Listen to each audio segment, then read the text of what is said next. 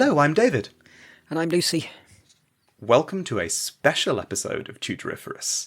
And this time, spying in Henry VII's era, brackets, and a bit of Edward IV's brackets. gotta love those snappy titles. I've taken the sort of titles that I've had at the time. So, yeah, I've been looking at a bit of spying. I mean, we will look into this a lot more probably come next season, certainly in Elizabeth's. Oh, yes. But I think in future we'll have more specific individual people we'll be able to talk about, whereas it's difficult to latch on to any one person, apart from the one that neither of us can remember the name of, who lived in Suffolk and was a sawyer. Well, that's how good a spy he was. He's still anonymous now. Oh, and of course, Caxton may have done a bit of spying. Oh, Caxton, yes. Spying and smuggling. And something else. Yeah, can't remember. You'd think that spies, by their very nature, would be difficult to track down in this era. But in fact, if you know what to look for in the accounts, you can find them. They're often said to be on the king's business or involving certain matters touching the king.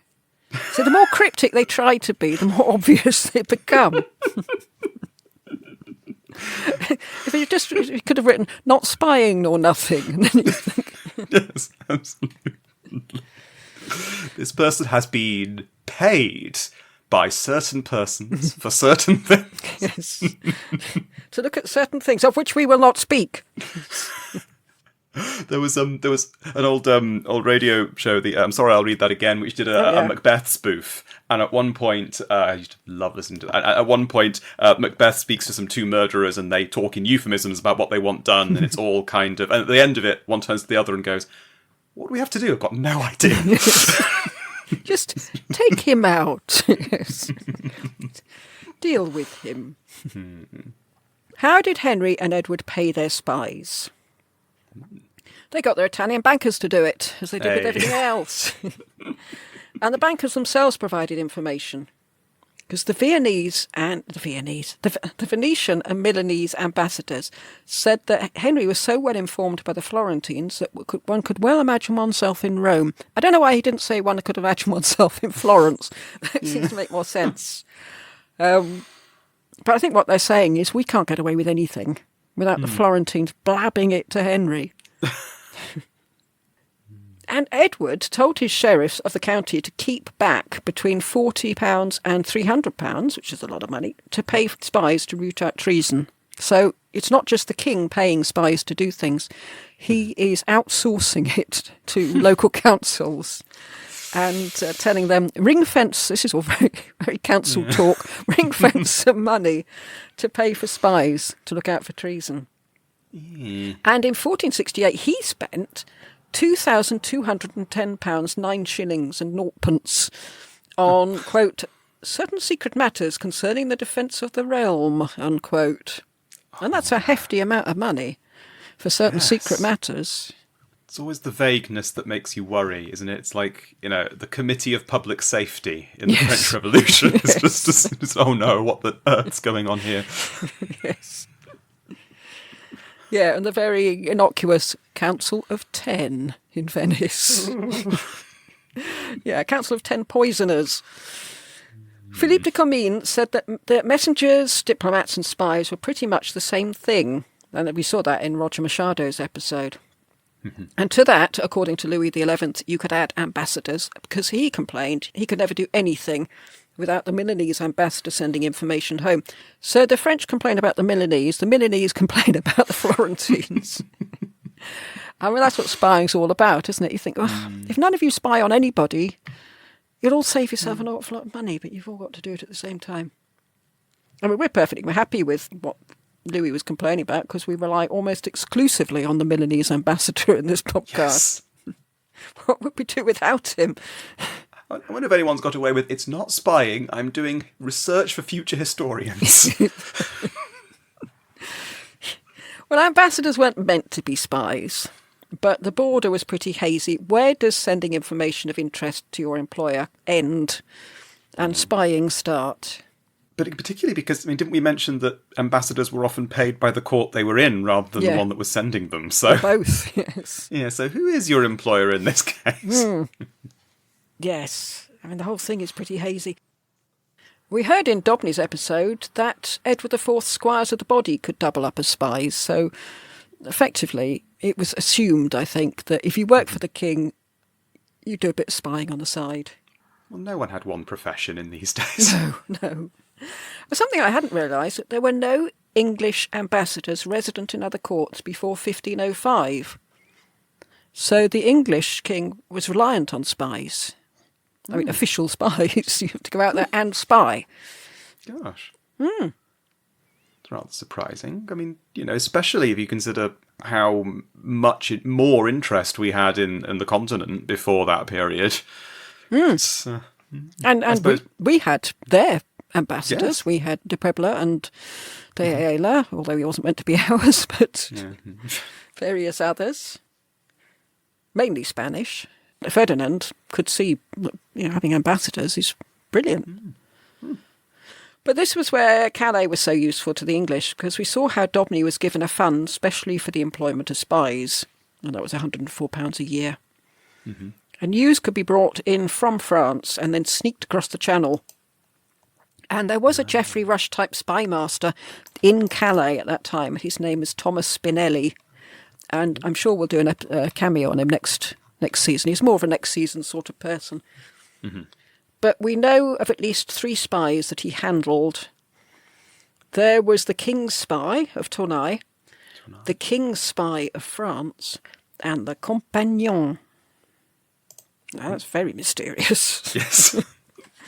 And it would have been his spy's job to check rumours coming out of France and to keep an eye on military manoeuvres in France. And with Louis XI and Charles VIII, I should imagine they were kept quite busy. Yes. Yeah. What with Louis being devious and Charles being fighty. Let's say fighty. Yes. Even when people told him not to. But Charles's sister as well, you had to keep an eye on her. She was running the country much of the time. Yeah. Yeah, I think she's going to be our very last person we do. In the Middle Ages, spies would have been more military than political, although often that amounted to the same thing at the time. Mm-hmm. And we have the 100 Years' War to thank for an increase in espionage at this time, because they had a long time to perfect their techniques. 116 years, to be precise. Yes. And then again with the Wars of the Roses. And as war approached, the spying would take on a more direct nature, because we know Edward IV knew exactly where Margaret of Anjou was, since he had spies tracking her every inch of the way to Tewkesbury. So they'd gone from sneaking behind columns and things, literally to sneaking behind bushes, following her along. A counterintelligence attack was used by both Margaret of Anjou and Warwick and Clarence, and that they sent spies out with letters giving false reports of where they were going and what they were doing. And I can only assume these spies were intended to get caught. So I'm thinking about worst jobs in history. I think this must be up there with it, because don't forget, before you confess, you've got to let them torture you a bit. Otherwise, it would look as if you're giving in too easily. Come on. Oh, no. Yeah, horrendous. Spies could be placed in the enemy camp, effectively sort of dropped behind enemy lines. And it was one such spy who warned Edward that capture was imminent and led him to fleeing over to Burgundy. Mm-hmm. In Scotland, when war threatened, as it often did, the English made use of disaffected Scots. And we see how Edward IV tried to get Alexander on the Scottish throne instead of his brother James. And that would have entailed the use of spies. Calais used disaffected Frenchmen, of which there were many under Louis XI. See his episode on Patreon. and they also used Flemish people, who also had their reasons for disliking Louis. See Charles the Bold's episode on Patreon.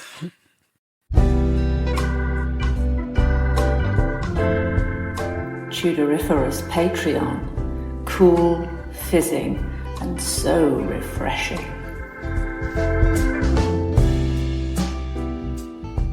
Not that we're plugging Patreon or anything. Well... but it's just a lot clearer if you listen to Patreon.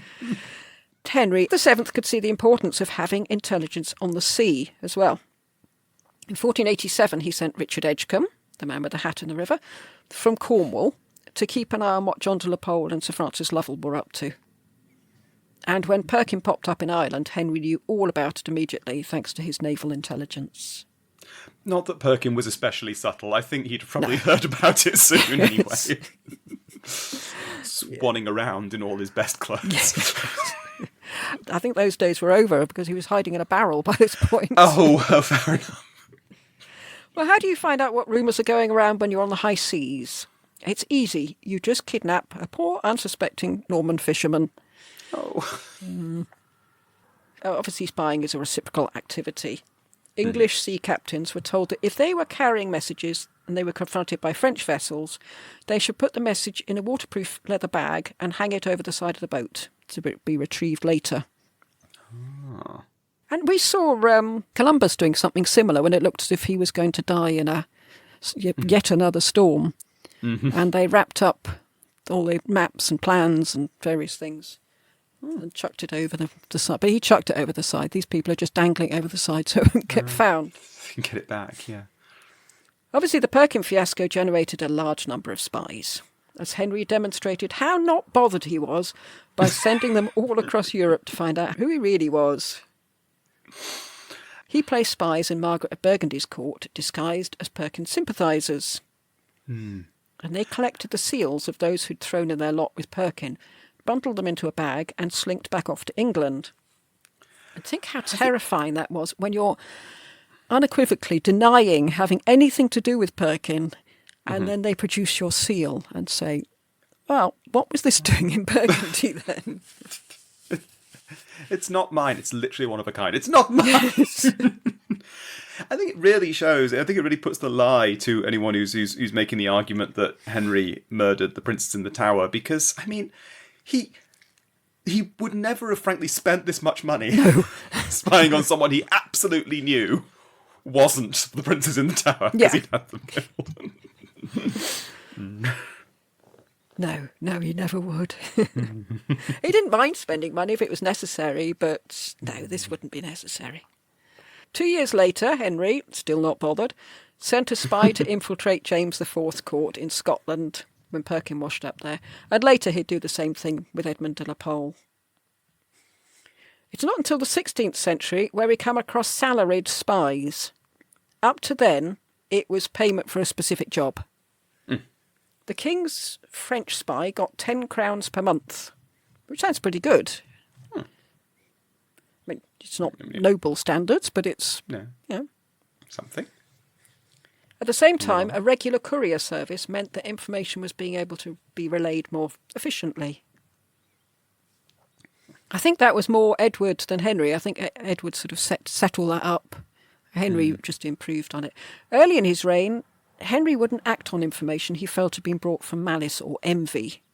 Early in his reign. Early in his reign, yes. Later, fear of pretenders and a general darkening of his character changed all that.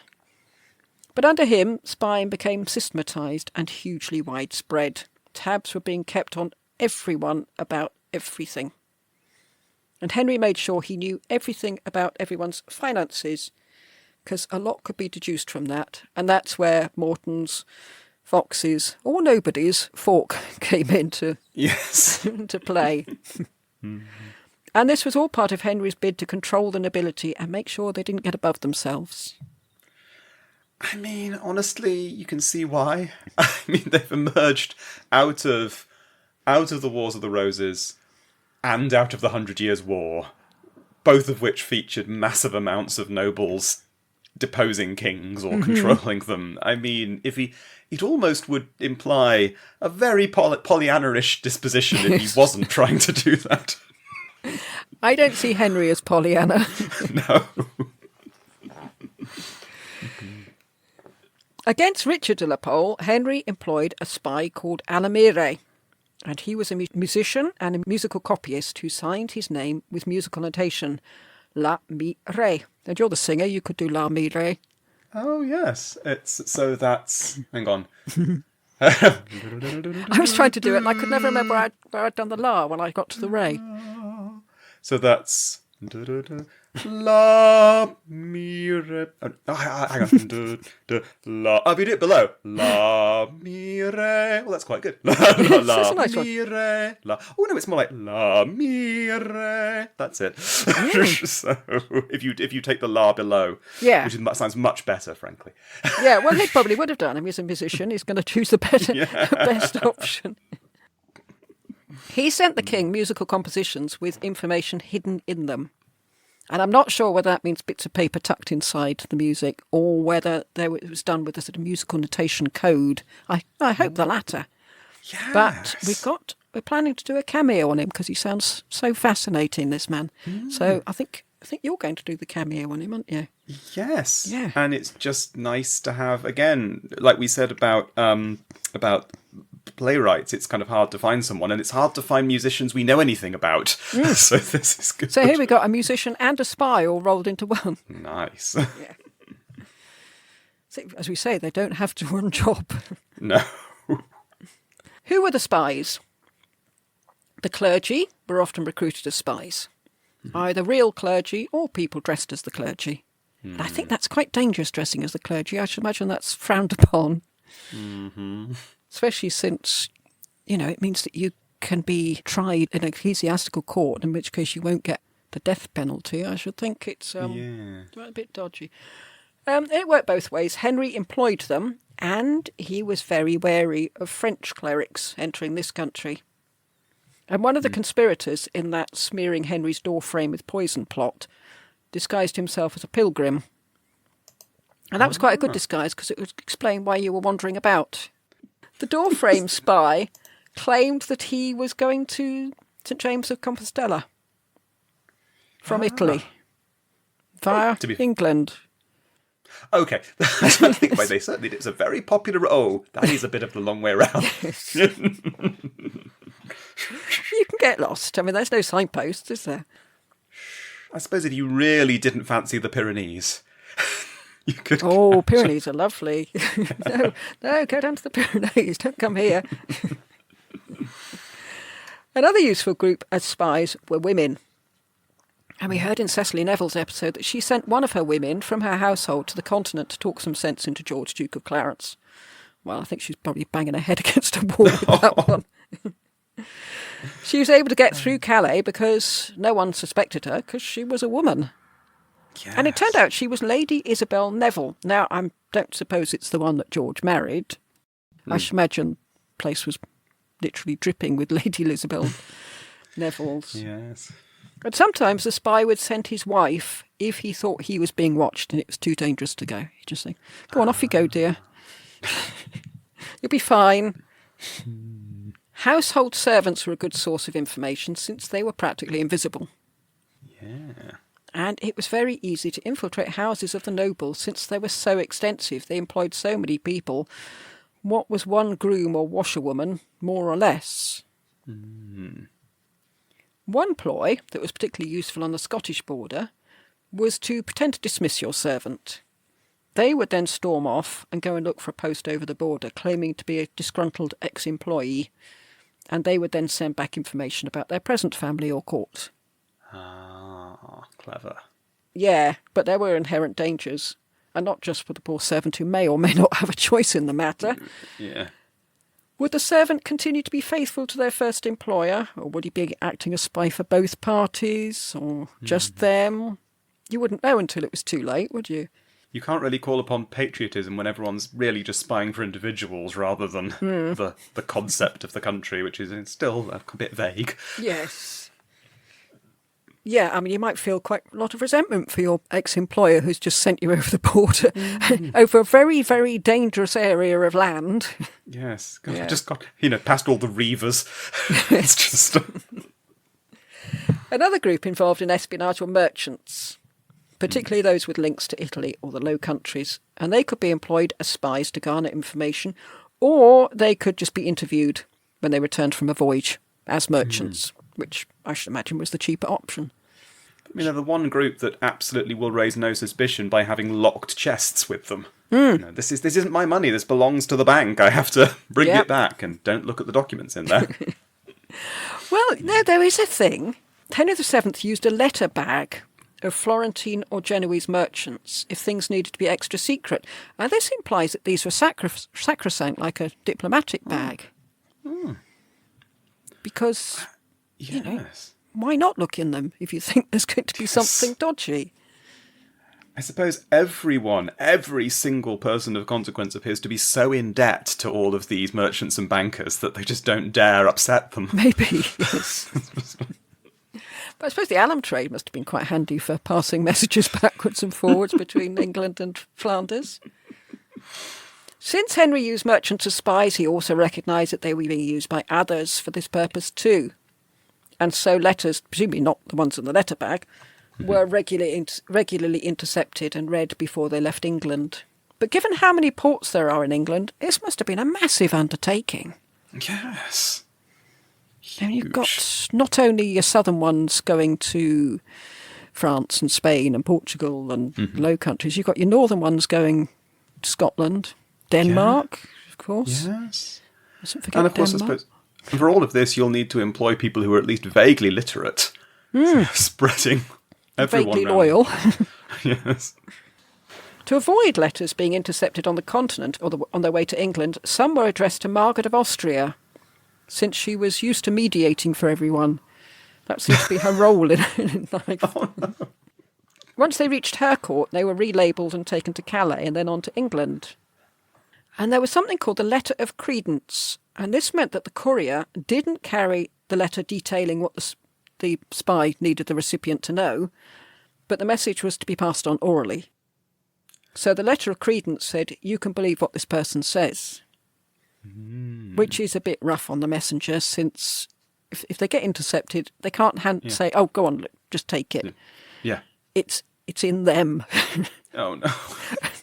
And there's usually only one way of getting it out again. Oh, no. Here it comes. Yes. Again, worst job in history. Yes. Well, to get around this, since, obviously carrying a letter of credence was a bit of a giveaway, tokens were used to indicate to the recipient that the messenger's information was bona fide. And the Earl of Warwick used bent coins, certain clothes, or a pot of ginger as a token. If somebody said, here, have this pot of ginger, you'd think, okay. What's information do you have for me? That's wonderfully specific. It is, yes. Well, I suppose it has to be, doesn't it? Yes. Because someone gave you, a bunch of asparagus or something, you'd think, oh, God, is this close enough to a pot of ginger? Or are they just being kind? Sometimes the asparagus is just an asparagus. I thought you were going to say aglets, I had to say. Well, actually, once Henry VII was on the throne, Yorkists would do a special handshake so they'd know each other. Yeah. What goes around comes around. We've looked at the use of cipher and codes in both de Puebla's episode and Trithemius. Perkin Warbeck also used a code, considerably simpler than Trithemius's. And this came up in his trial, in inverted commas, presumably that time when Henry met him in Taunton Castle and either extracted a confession or wrote one for him. Still don't know which. He was said, Perkin was said to have had, quote, a certain book called ABC, otherwise called a crossrow, unquote. And it's the sort of thing we've all done as children. Each letter has a character or sign or squiggle. It was the sort of thing that Trithemius would just have his head in his hands thinking, oh, for goodness sake. I mean, you're meant to hide these things. It's a bit obvious if you hand someone a thing covered in squiggles. Oh, this does sound like Perkin. It does. Not quite there. Trying. I mean, for the sake of the memory of young Richard, Duke of York, I hope he wasn't him, because that would imply that Richard, Duke of York, was a bit of a fool. It's just...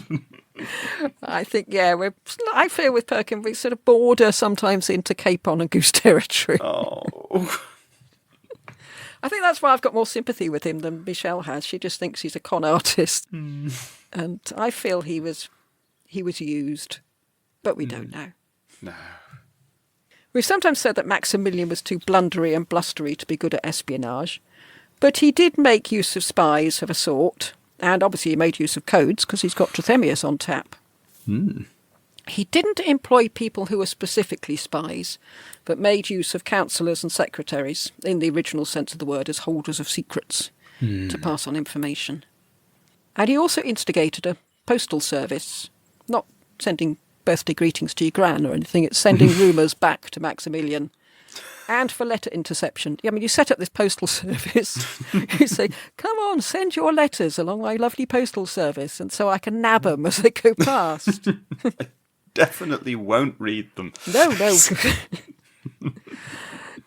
it's encrypted at both ends.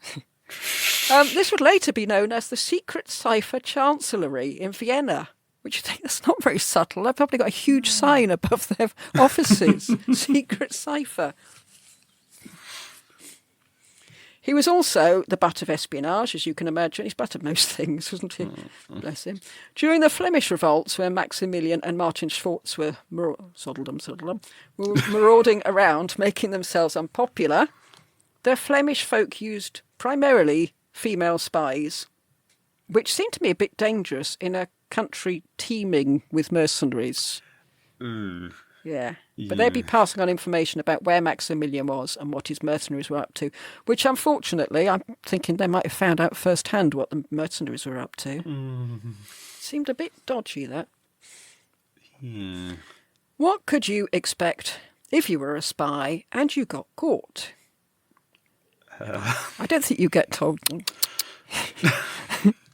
don't do it again. Now go on, run along. No, nothing good. I believe the Spanish Armada has a room they call the Room of Knives and Poison. That's right, yes. Yeah, I think you enter the Room of Knives and Poison. You would be tortured and then you would be hanged.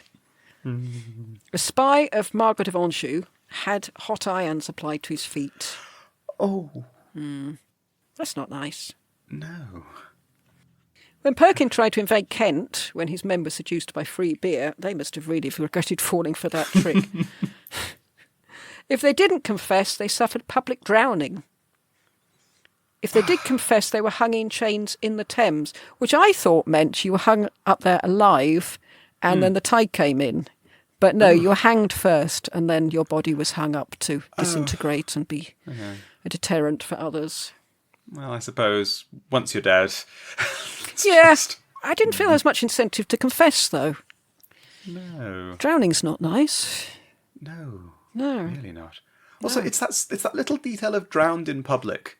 It's that sense of you have to be both tortured and humiliated. And yes. I mean, is that going to add much to it at that point? How can you watch someone drowning without rushing forward to get them out? I just don't think you could do it, can you? It might be one other of those, you must be one of their co-conspirators. Yes. Get in the river. Go on, move along. Ciphers.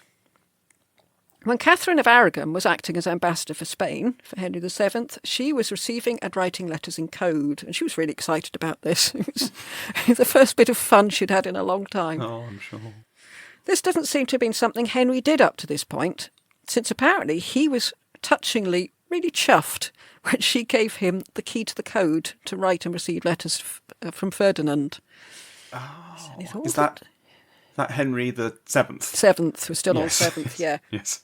From then on, codes became the norm in England, with the norm in England, not the Norman England, the norm in England, with John Style, who was ambassador for the Spanish court, sending back reams of reports in code, which all needed deciphering.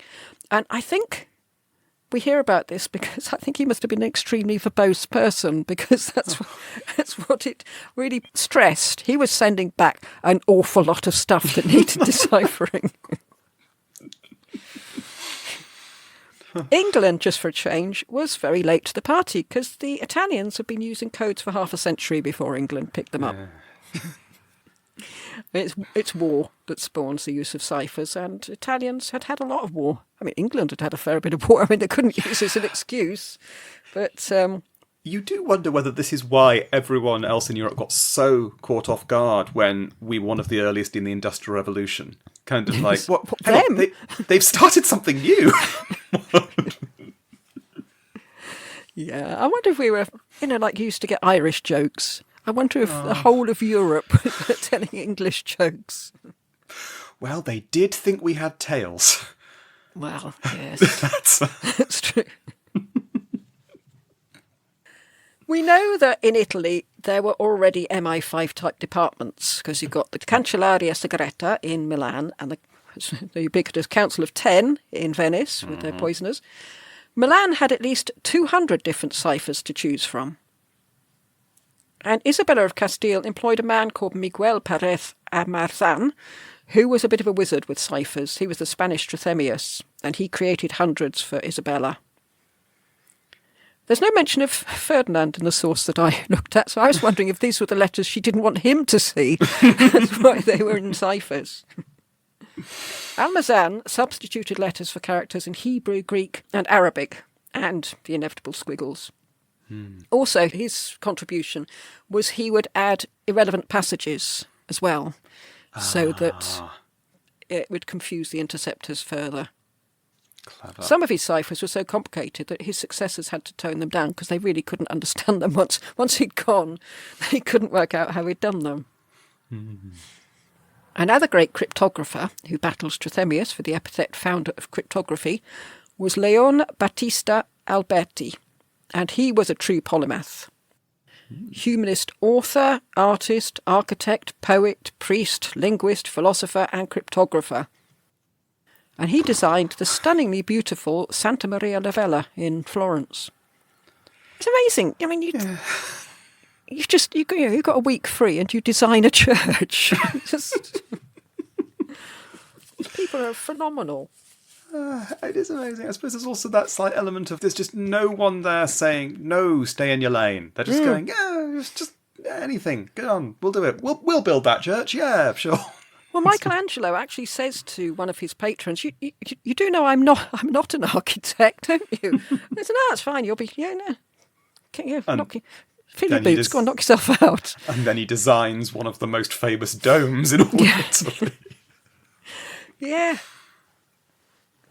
Alberti, he invented what's now called the Alberti cipher, and it's the first known polyalphabetic cipher. And again, it's something you probably did as children. You get two rings, and the middle one can be turned, so they're joined. You join them with a split pin or something. So you give your recipient a letter, say L, and you put that somewhere on the letter so they'd know where it was, and then they match the L on the middle ring with the A on the outside ring, and then read off the letters from there. I mean, it sounds pretty basic now, but it was the first of its kind. And obviously Trithemius took it a lot further, but... We've done him, and we have strayed rather a long way from Henry VII, as we often do. The centre of gravity does seem to be Italy quite a lot. It does, yes. I know, you try and give away, and then suddenly you think, hang on, how did that happen? We're back in Florence. During the 100 Years' War, all aliens were to be registered. And this showed the powers that be who were the potential spies. And some documents added the coda, not to be shown to aliens. It's a sort of burn after reading. Yes. We see this in Henry VII's time following the Perkin fiasco off the coast of Deal in Kent, and then his reappearance in Ireland, because Henry then ordered a registration of all Irish people living in England. One problem with spies was the slowness of communication, because sometimes the information would be weeks out of date. So it could be just plain wrong, because we saw how Richard III had been told that Henry Tudor was going to land at Milford near Southampton rather than Wales. By the time someone got back to him and said, no, it's not, it was too late. He'd already landed. All people can only move at the same speed. Yeah. So, the same modes of transport. I remember that, I know I keep throwing in things that are from way after our period, but I remember that when the telegraph was invented, there was a murderer who jumped on a train from London, and by the time he got to the next station, he was able to be captured and he was amazed by this, and this is the first time messages had ever been able to travel faster than a person. So, yeah, yes, I remember. Yes, it was railways that really picked up on the telegraph, wasn't it? Yeah. Yes. So they very much don't have that, unless they've got some very accurate carrier pigeons. Yes. Well, if there's only one of you, you can travel faster, can't you, than a whole group of you when you have to stop and wash your hair like Lucretia Borgia. It's like the least likely thing in the whole of Game of Thrones, and that includes the dragons, is the fact that everyone can just send ravens as if they are text messages. Right. And they always arrive much faster than anything else, and they always arrive in the right place. It's just... Is that what they're doing out there? I've got a whole tree full of ravens out there. There's no spying on me. Yeah. The other problem was a lot of information brought back to the monarch was rumour, not fact. And we know from Henry's reaction to Nan Fan and Conway Nan Fan that this podcast is full of little quirks like that, isn't it? That Henry wanted the sources so he could differentiate between rumour and fact. Mm-hmm. And Conway's refusal to do that got him into trouble. A further problem with the system was one we've mentioned many, many times. If you torture the spy for information, that spy will say whatever it will take to make the pain stop, true or otherwise. And that's a little fact we still don't seem to have grasped. Yeah. Double-crossing, yet another problem, is one we've already touched on. How do you know the spy is working for you? Edward IV sent one John Boone to take letters to Jean V, Count of Armagnac. And he was part of the League of the Commonweal, which we discussed on Patreon. They were a band of over-entitled nobles who wanted to bring down Louis XI. Mm-hmm. Edward also wanted to bring down Louis XI and thought they could all work together. Boone didn't get there for a month, which was odd. When he did get there, the Count didn't want to have anything to do with Edward. And nobody knows why he took this attitude, except he may have heard what Boone had been up to. Because the reason why Boone had taken so long to get there was that he went via the Earl of Warwick. And Warwick at this time was on the side of Louis, and that's a very strange time when he joined up with Margaret of Anjou. Yeah. And they both had planned to attack Edward. Boone had warned Warwick, who told him to sit on the letter for a while to give him a chance to warn Louis. After Boone had been chucked out of Armagnac, he went to Amboise, where Louis was, to tell him the situation. In fact, Louis, in true spidery style, he did his usual trick of getting one of his courtiers to pretend to be him. And he'd lurk in the background, and then... and it was only when Boone said, hang on a minute, you're not the king, that he came forward. So he did a little trick every time, I think. That must have been a bit of a mixed blessing. On the one hand, I'm trusting you to be me. On the other hand, aren't the Valois kings famously incredibly ugly? Like, everyone knew that. So just... You're not the king, you're far too attractive. But such was the fear of being double-crossed by spies, that's what he did. Oh. And this was going well, but a while later it went wrong for poor Boone, because in a very confused story we hear that Louis lusted after Boone's wife and contrived to have Boone condemned for treason. And he had his eyes removed and was imprisoned. We don't see much of that. Oh. Totanus Rankium, it was, pretty much every week. But oh, no. He was later released, and he did get his wife back, so that's nice. A hard lesson on the dangers of espionage. Yes. No. That never happens to Bond. We come across the question of Robert Clifford and Robert Curzon, and they have a similar story. Clifford had been with Perkin, but Polydore Virgil was adamant that he was actually a spy for Henry. So was he a spy for Perkin or Henry? Nobody knows. And Robert Curzon was similar in that he was with Edmund de la Pole, and yet it's thought he was planted there by Henry. So with both Clifford and Curzon, it seems odd that they both remained in Henry's favour, even after they had supposedly been in with the enemy. So, were they spies for the king, or was just Henry a forgiving old softy? With the respect to the Perkin stuff, not so much. I think they must have been spies for Henry. Yeah. Must have been. I think he gave Clifford at least a pension and a nice little sinecure somewhere. Yeah. I mean, who knows? They might have been on Perkin's side at first, and Henry might have brought them over. Yes, well, he was sending people over to try and talk people round. Mm-hmm. With little bags of things, clinking a bit. Anyway, that's enough about spying for the time being. We'll definitely be coming back to the subject. as England and the rest of Europe become more and more religiously polarised, for one thing. Oh, yes. And there are some wonderfully interesting characters in the spying fraternity, which I can't wait to do. Yes. So, yeah, in future episodes, it'd probably be more about individual spies, but like Mr. Spinelli. Yes, wandering around with their cloak over their face. Saying, I'm just on some little business for the king. I'm not a spy.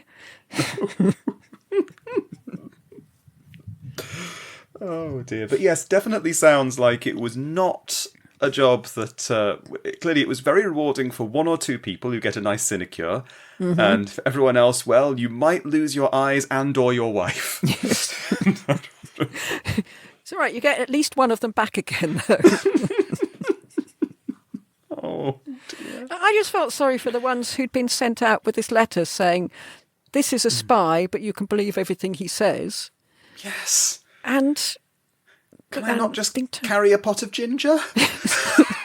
That's at least ambiguous. Yeah. I don't suppose we'll ever hear the stories of them, because I can't imagine they lasted very long. No, not really. Yes. We could have believed everything he said, but unfortunately... He's dead. Okay. Well, on that note... on the word dead. Yes, it's time to go. So we will see you next time for something completely different. Something, yes, entirely different. I don't know what it is, but I'm sure it'll be completely different. Because it usually is. Yes. And goodbye. Goodbye.